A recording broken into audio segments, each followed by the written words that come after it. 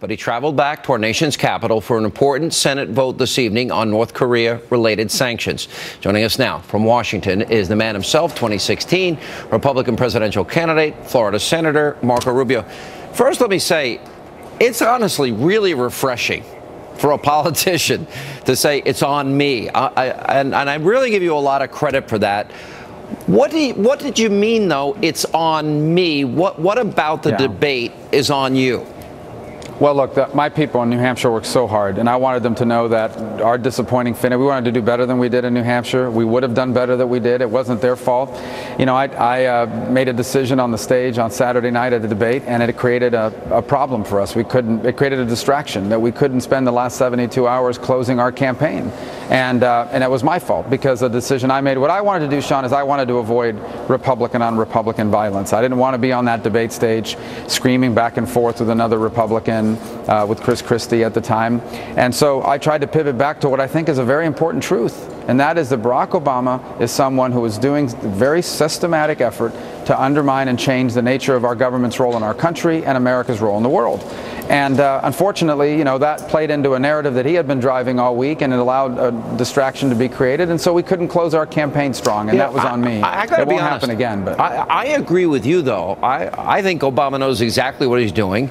He's an indoctrinated Frank Marshall Davis, a Linskyite disciple, an Acorn organizer. He went to the Church of G.D. America and Reverend Wright. He's friends with Ayers and Dorn. I think that's all he knows, and he knows what he's doing. So I would agree that. Yeah, Well, I'm not going to stop saying that. I mean, that's the truth. And we need to understand, look, if you don't believe that, then what you believe is that there's not much of a difference between the Republicans and Democrats, right? Then you just believe the Democrats are a little bit more liberal, the Republicans more conservative, but are pretty much about the same.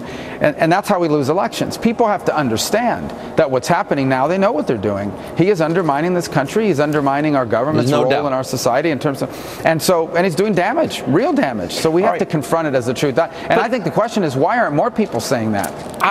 You know, look, I've given a lot of speeches, and there were certain times during book tours I give a speech, maybe similar to a stump speech. I go to the same city. I don't use notes when I speak, but I say the same things. I do the same jokes.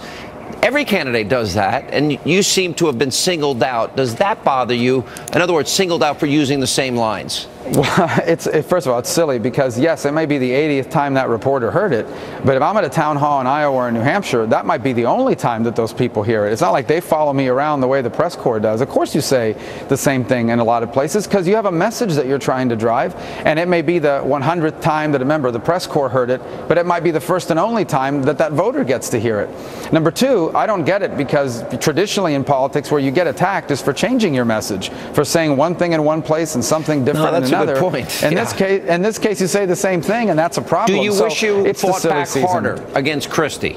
Because I actually thought Christie was a little too harsh.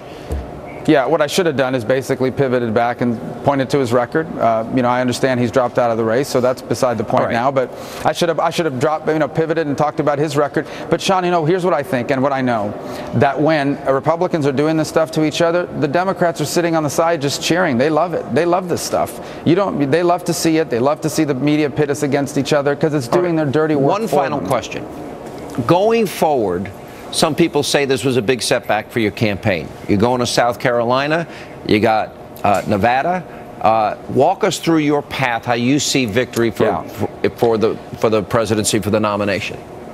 Well, first, let's put things in perspective. We did not finish as strongly as we wanted to in New Hampshire. That said, we left New Hampshire with as many delegates as the third and the fourth place finisher. So that's number one. Number two, there are people that finished ahead of me. In the case of Governor Kasich, who I congratulate, he did very well, and Governor Bush. Governor Bush spent close to $40 million in New Hampshire, about a tenth of that or a quarter of that attacking me directly. He made the state his primary focus, and in case of Governor Kasich, he made it his only focus.